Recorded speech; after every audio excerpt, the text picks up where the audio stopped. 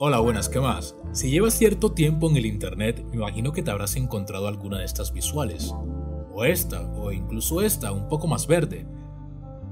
Si quieres saber qué son, quédate en este video, porque aquí hablaremos sobre cuál es su origen y qué hay detrás del cyberpunk y su pandilla. El autor estadounidense Bruce Bethke acuña el término cyberpunk en un cuento de 1980 del mismo nombre, proponiéndolo como una etiqueta para esa nueva generación de adolescentes punk, inmersos en la era de la información. El punk como término ha tenido varias acepciones en el tiempo, pero se puede resumir en este contexto a personas disruptivas respecto al normalmente establecido.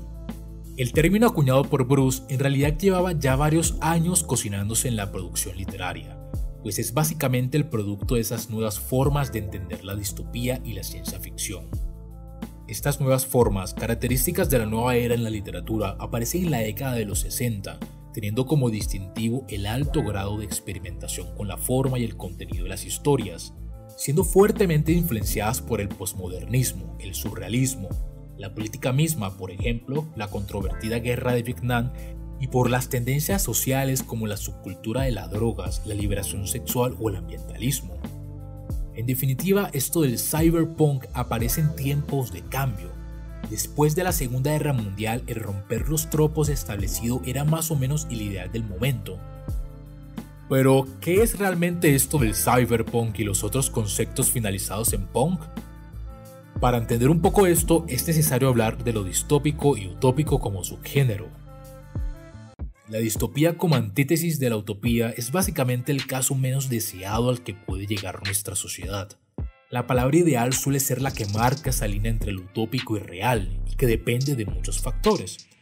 En la literatura aparecen distopías famosas como las tres más comerciales: 1984, Un Mundo Feliz o Fahrenheit 451, o algunas menos conocidas, pero igualmente importantes como El Cuento de la Criada o La Rebelión de Atlas.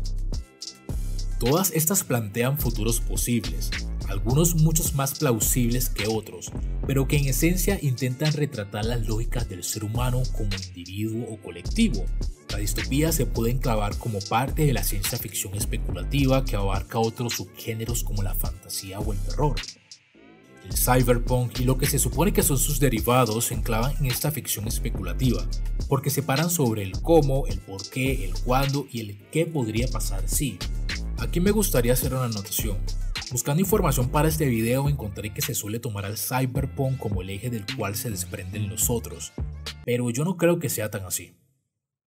El cyberpunk solo establece la posibilidad de libertad respecto a algo dentro de un género literario como es la ciencia ficción. Es un nicho dentro de esta.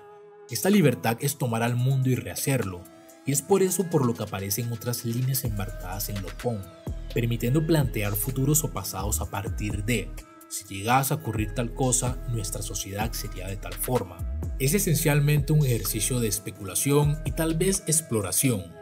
Son historias sobre escenarios posibles y que en su construcción están cargados de ciertos tropos que los conforman, pero que no se excluyen entre ellos. Así, tras la aparición del concepto de cyberpunk, comienza también la aparición sistemática de estos denominados derivados. Yo hablaré más bien de que todas estas líneas estéticas, en el sentido amplio de la palabra, son subgéneros dentro de la ciencia ficción o dentro de la ciencia ficción especulativa, reconociendo, claro está, porque no puedo pasar por alto que tuvieron un hermano mayor, el cyberpunk. Estos subgéneros abordan no solo sociedades futuras o presentes, sino además sociedades pasadas, reimaginaciones enmarcadas en lo que se denomina retrofuturismo.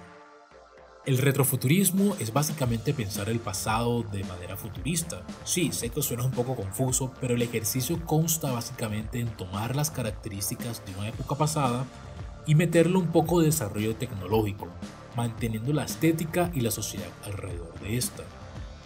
Con esto aparecen subgéneros como el steampunk, que desarrolla su tecnología con base al vapor en la época victoriana, y del cual vemos algunos elementos visuales al principio del video. O el dieselpunk, que se desarrolla en el periodo de entreguerras cuando el diésel desplaza a la máquina de vapor.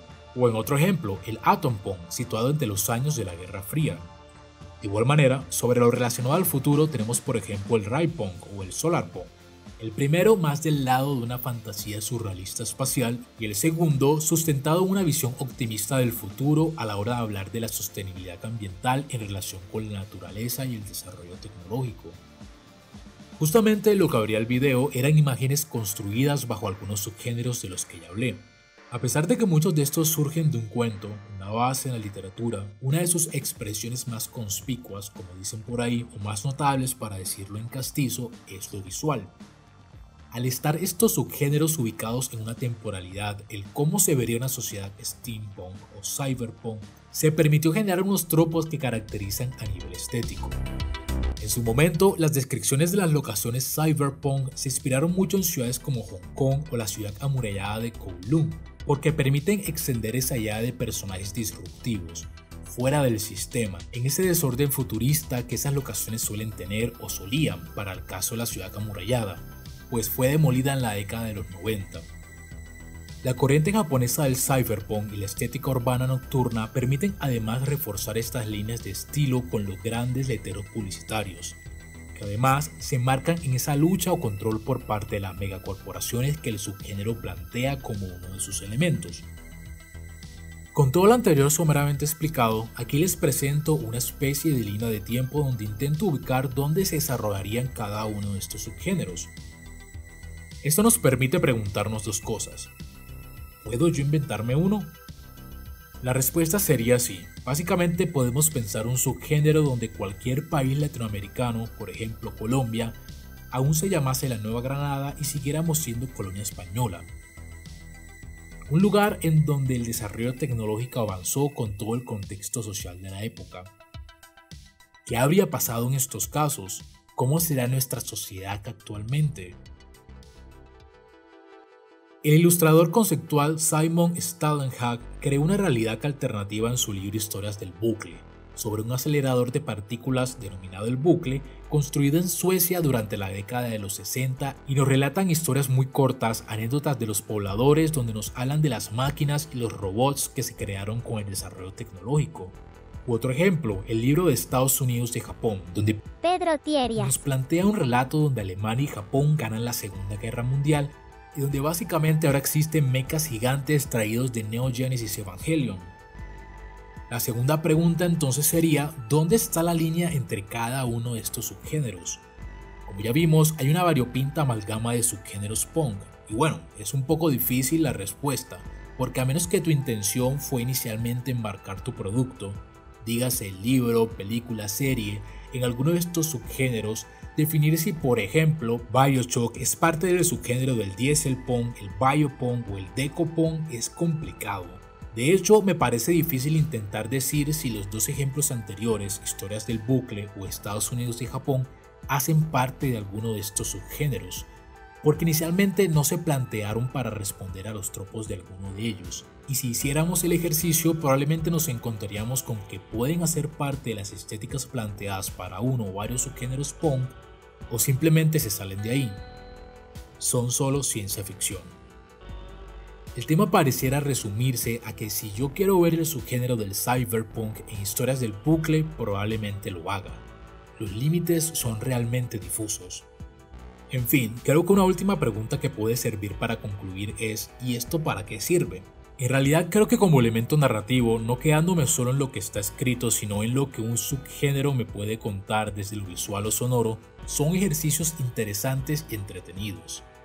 Pues en realidad la fascinación del ser humano de vernos en sociedades que se fueron al garete siempre ha sido algo que ha generado mucho morbo y que cuando estuvimos en una situación parecida, sí, COVID, hablo de ti, ya no es tan chistoso. O al revés, porque los elementos que los creadores tienen a su disposición, teniendo como base un terror tan real y tan plausible, es inquietante. De ahí que las novelas distópicas que mueven tanto sean aquellas que solo con cambiar cosas muy simples nos lleven al declive. Son sencillamente las que más miedo dan.